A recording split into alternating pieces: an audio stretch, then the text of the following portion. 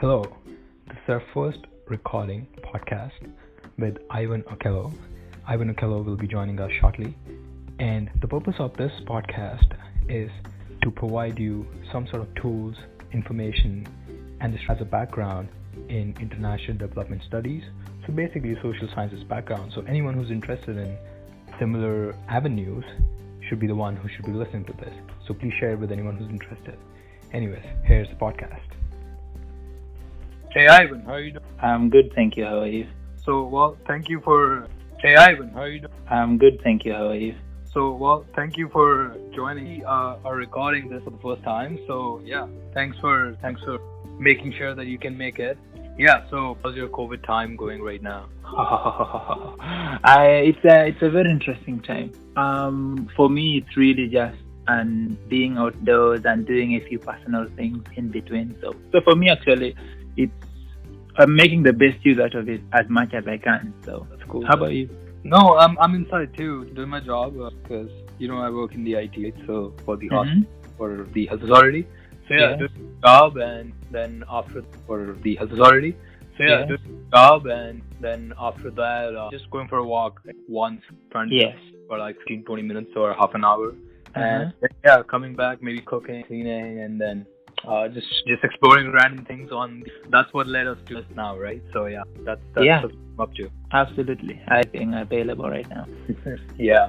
On this podcast, we're going to talk about Ivan's journey, and more specifically, as in how Ivan navigated his career, like started his career here, and like what were the different influences, what were the people, and and like maybe potentially able to map out some steps that other people can utilize in their own journey, especially if they have the same career path or same vision for themselves. Yeah, totally. I totally agree. So how did you end up coming to Canada, first of all?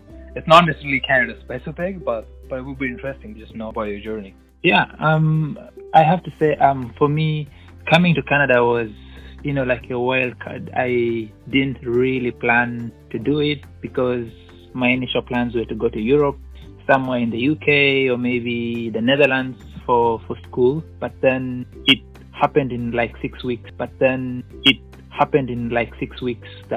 I would be coming to Canada and to Halifax specifically. So for me, it was just a wild opportunity out of nowhere that I literally grabbed with everything that I could. And from that point, everything just kept moving me to this path. I applied for a graduate scholarship at Dalhousie, and I was offered a full ride scholarship there. And from that point, it was like, okay, I want to go to Europe. I'm coming to Canada, and I took a plane just like that, and no family here, no friends here. It was like, you know what, we are going, and we'll see how that. Why did you end up being in this faculty, and maybe what your undergrad was, and like how did it relate to IDS? Was it under IDS there too in Uganda? What was it like? Actually, it wasn't. I had done my undergraduate, and like my undergraduate major was gender and women's studies, and my minor was social work. So in the end, it was really a completely different sort of path. But in the end, for me, I liked IDS because I could sort of practice a range of different fields within the same course. And I think for me, knowing that I could be able to do research, let's say in gender studies and look at economics or maybe like social sort of challenges. And for me, that was why the IDS program was perfect for me rather than something completely different. So as soon as I learned that was the program that I was doing and it could guide me in such ways, it was just embrace it and run with it like that. So did you have any prior work in Uganda before you came here to study?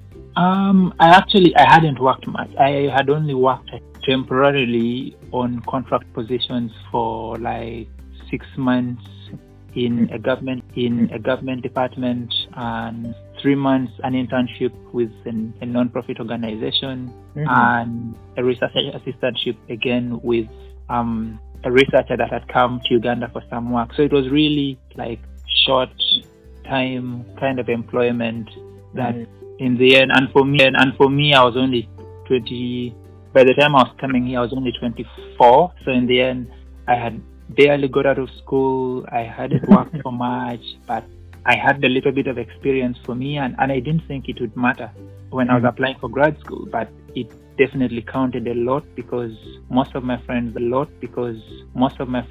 didn't have work experience at all, like really didn't stand a chance. So whatever little it is really just goes a long way. Did you mean by into the program, or are you talking about the scholarship as well? I'm getting into the program. So what was your, maybe it's a little off topic, but anyways, what was your, what led you to be able to have the scholarship that you got? Because that helped you a lot, I'm guessing, right? Throughout the school and being able to like not be under a lot of debt or anything like that. So, yeah. Yes, it did. I think for me, it sort of came down to some of the things I had never imagined would even count, like, being a student leader in high school, or being involved in it. And for me, like, those are things I threw away thinking it was just a waste of time and they would never really matter. But it was interpreted as leadership potential that, somehow gave me a sense of purpose that I didn't really know what I was doing in some of those positions. So it was good coincidence that you could be, viewed as a leader or an active person in community work simply because you're involved in, a small society, in university, or, a club in your high school curricular work outside of the classroom. That sort of made me a better candidate, I guess. Mm-hmm. Yeah. Right. Yeah. So how about you tell us a little bit about you? Like, I know you said they were like short-term employments, and you said those employments did help you in some way to get into grad school. And you can give us a highlight of what you were doing there, especially the government contract or the non-profit sector contract that you had. Issues of healthy mechanisms around access to clean drinking water and water and sanitation within the households and things like that. And in many ways, this was to me very basic work that I was literally speaking with, rural folk about the basic necessities to sustain healthy hygiene. And I think for me that sort of gave me, an access to speaking to people and getting comfortable. In the end, it's been a skill that I've used almost at every job that I've had to this day. So in the end, it was really just, working with community groups and whatever sort of specific, scenarios where within those groups, just trying to work around the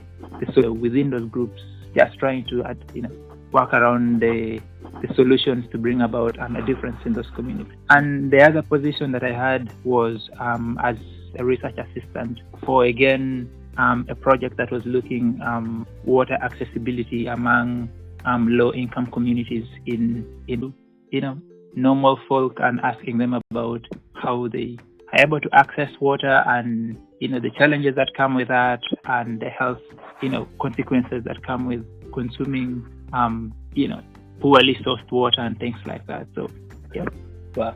Yeah, that definitely would have helped your applicant.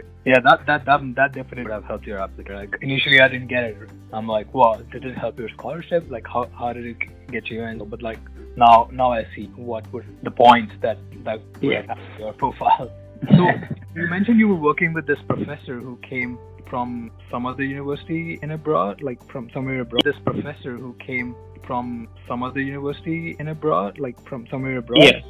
Yeah. Nice. Yeah. So was it similar work, or did you already mention it? What was the work with the professor?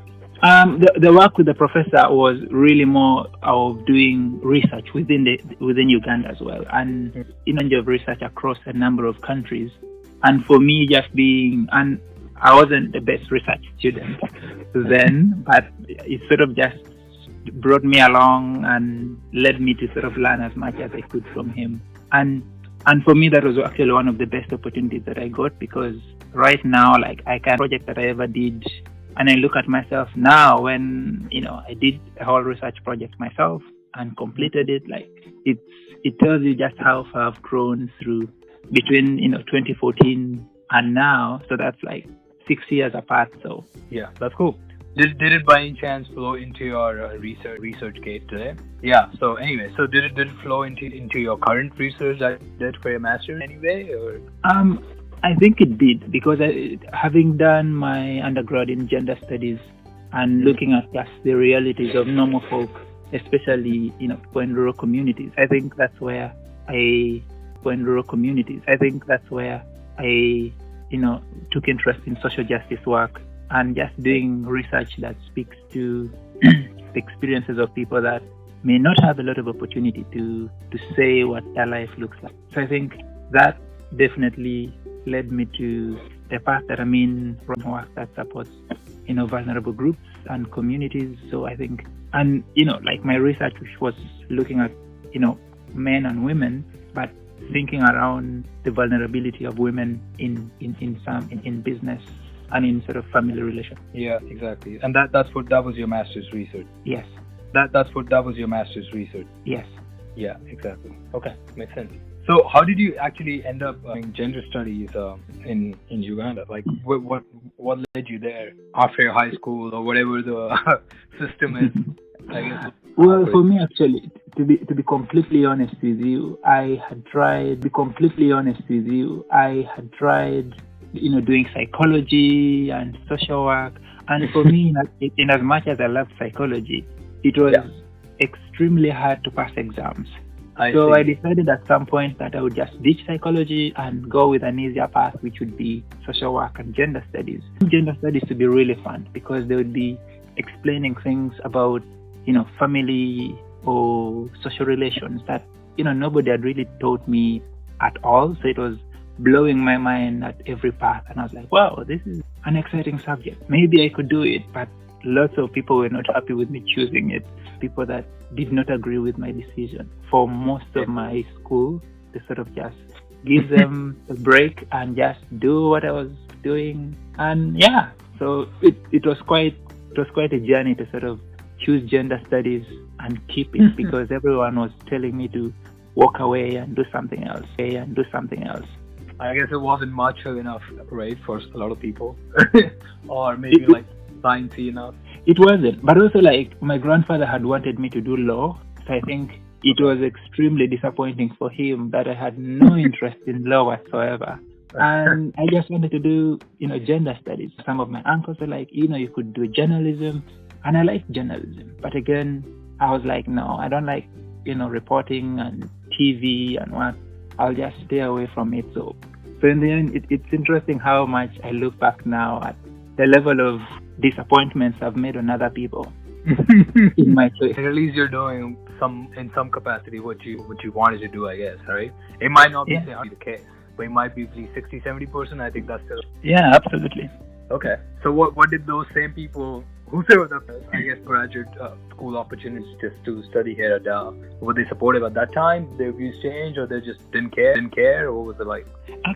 Actually, for me, there was a lot of shock. I think because just looking back how things had changed between my undergrad and now having to leave home and go and live abroad and all sorts of things. Lots of people couldn't really believe that it's going away and things like that. But I think it also came with lots of respect, because I think a lot of people started taking me seriously from the moment they learned that it was going away, and I was not feeling sad or anything. I was actually excited to be going away, and it seemed like I knew what I was doing, but in the end I was happy anyway. So yeah, well, that's what counts, right? Yeah, and I feel like every immigrant that leaves to come, overseas for school almost has, a conflict between their own internal view of what they do not know out there versus knowing that, they have family, they have friends that they're leaving behind. So I think for me, it was really just knowing, okay, I'm going to a place nobody knows that I'm even there. It's just, I get a clean plate to sort of, work my life and see what comes out of it. Right. Yeah. Yeah. That's good. It's pretty interesting. So anyway, so since here you mentioned that, so wait, you were working a little bit when you were in your graduate school here? Yes, I think I worked through my entire graduate school. That's awesome. Someone had hired me, but then my grad school, at least from my point of view, super hard because it was like very technical, coming from a clinical sort of background. I ended up doing like a technical program, so it was very hard to transition. But no, I was joking. I wish I had that money too, right?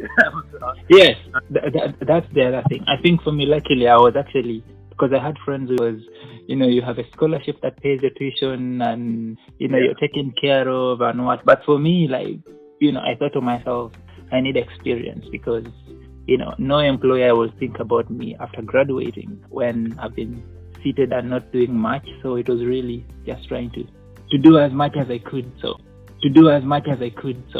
would you say that is kind of like a tip for people who are in like social sciences or like stuff that's more, because like sciences people, like apparently there's like I don't know if it's exactly, but a lot of people assume that sciences be more employable or they can get employed even if they don't have much work experience while doing it. But I folks who are in social sciences background in some capacity, right? People tend to have some sort of work experience. So do you think that adds advantage to you when you're trying to like actually get a full-time gig after you get out, or long-term position? What do you say about that? I think it does, because I think for me it serves mainly to human being. We all want a job after graduation, and some good experience and references and recommendation letters will definitely go a long way in getting you to that path. But I think also the other one is really being active in the community and also knowing the people who matter. Really being active in the community and also knowing the people who matter in the community. Because I think you could find that there's a job that is internally advertised in an organization that if someone doesn't tell you directly that, hey, maybe you might want to drop your resume. There's a position coming up next week. Like, because it won't make the news and it won't make, a job website.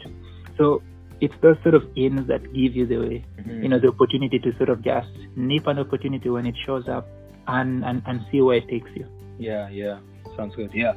So is there an example in your life up till now similar to what you just said? Actually, there are a number of them. There's one, for example, when I told a friend that I was recently out of work and that I was looking, and that was, the end of it. And a friend just sent me a Facebook message and said, do you have your resume on hand? And I was like, yeah, I'm just, looking at my computer right now. She's like, can you send it to this email? And I sent it to the email. And, this person who was a professor at St. Mary's doing research around immigrants that I had never heard about, writes back to me in an hour and says, you know what, I want you to come to my office on Monday morning at 10 a.m.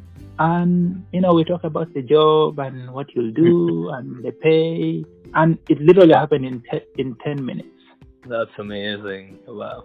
Yeah, so you really never know where your next opportunity comes from. It's like someone just thinks of you and says, you know what, I think someone needs a job.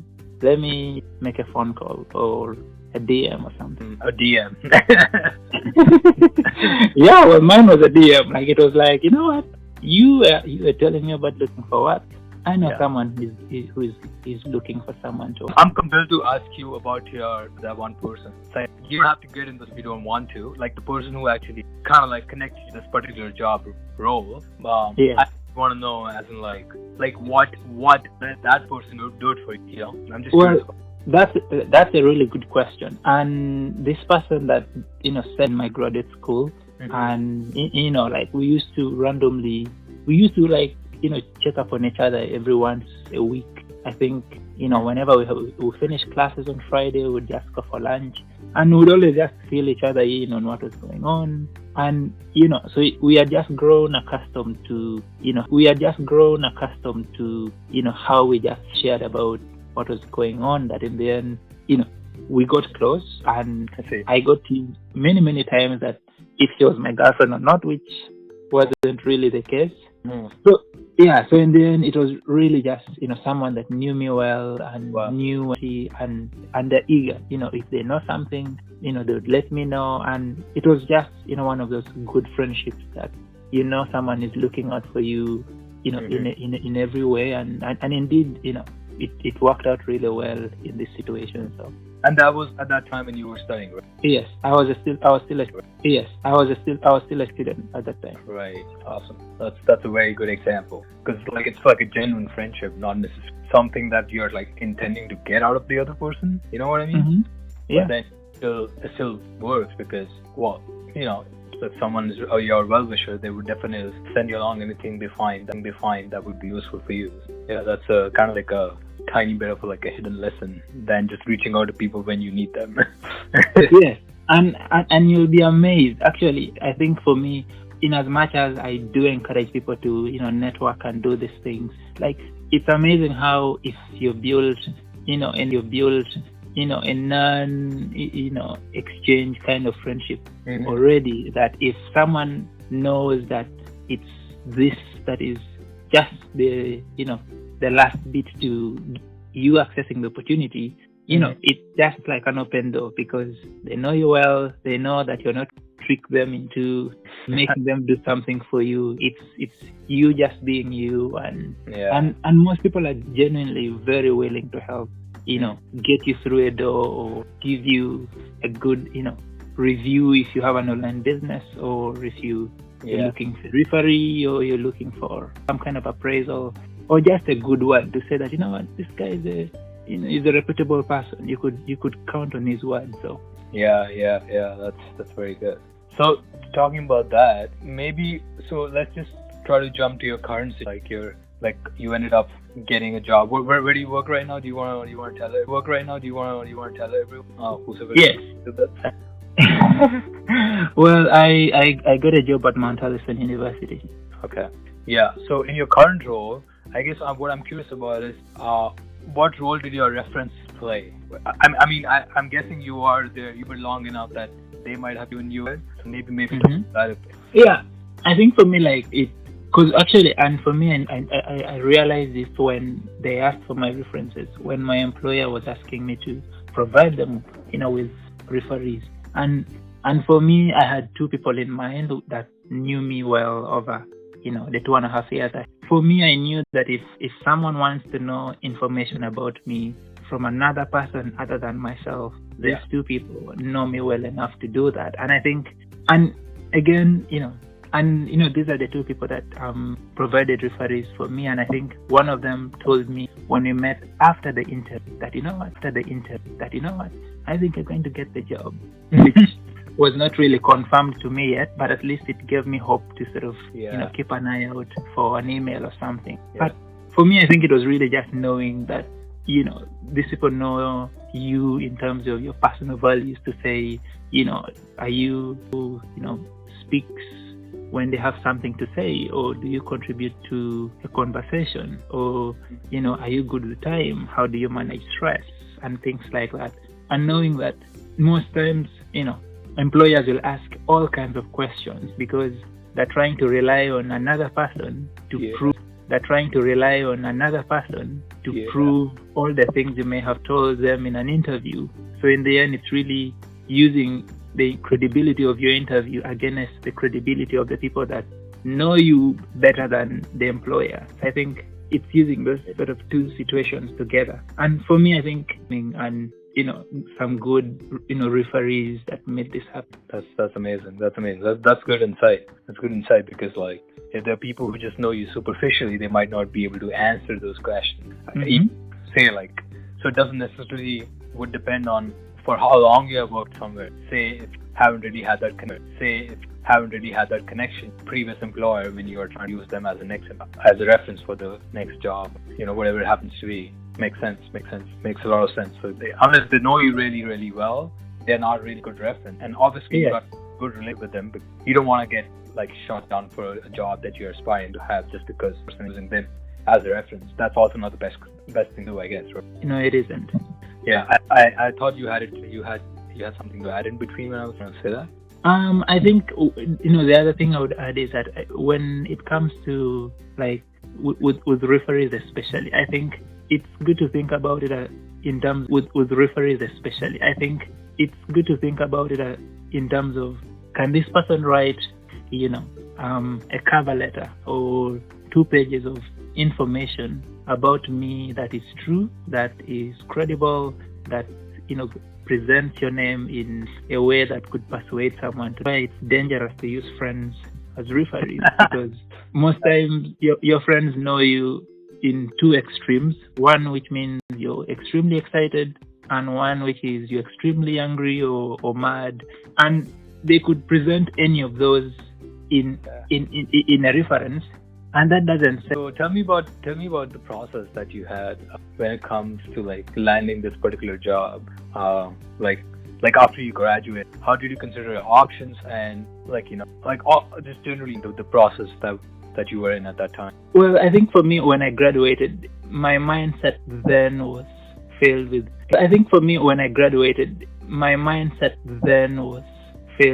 Extreme uncertainty because I really wasn't sure whether I wanted to stay in Canada or I wanted to stay in Halifax specifically, and whether I wanted to go out to bigger city because all friends are going to bigger city. Yeah. So for me, I think I want to stay in Canada and I want to find opportunities. And for me, the mindset was that I need to find an opportunity wherever it is. All cards are on the table because I want to find an opportunity. And for me, I sort of decided to draw up that Atlantic Canada for me would be, the region that I would look for. Atlantic Canada for me would be, the region that I would look for opportunity. And it required me asking myself some really hard questions that if I got a job next week in PEI or, New Brunswick or somewhere, would I be able to pack up my bags and leave? And in the end, it took me months to job. Months later, I was actually told that I needed to move to the job in a week. And later on, I had to negotiate and ask for 2 weeks to be able to move for the job. So again, it comes down to really just you being mentally prepared to spread your wings when you're applying, to spread your wings when you're applying, but also to adjust to the conditions of your recruitment, which might require you, a month to prepare to start the job, 2 weeks, or maybe less, like it turned out for me. So do you want to give some examples of those difficult asking yourself? Maybe a couple of examples? Yeah. So for me, I think one of the questions that I was asking myself was that if I was to get work, where would I go? And I think I used to joke with a friend if we would go to the Northwest Territories, and he used to tease me that I would lose my mind because I wouldn't be able to see the sun.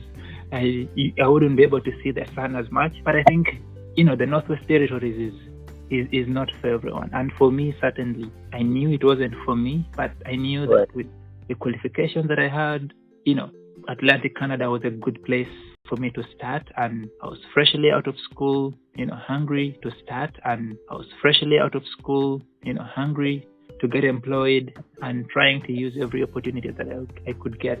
So in the end, I just had to tell myself that if I had to, break my lease and leave an apartment, could I go?